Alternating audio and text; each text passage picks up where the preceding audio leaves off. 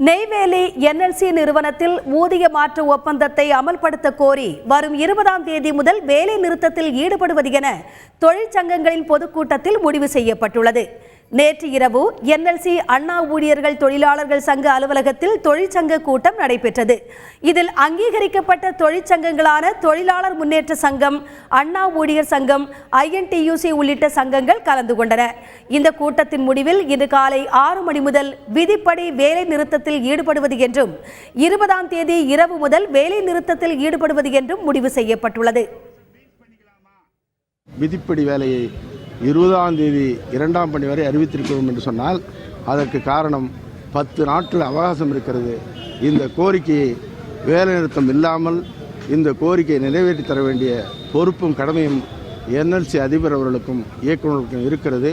இன்று முதல் நிர்வாகம் சட்டத்தை மதிக்க வேண்டும் என்று சொல்லியிருக்கின்றது.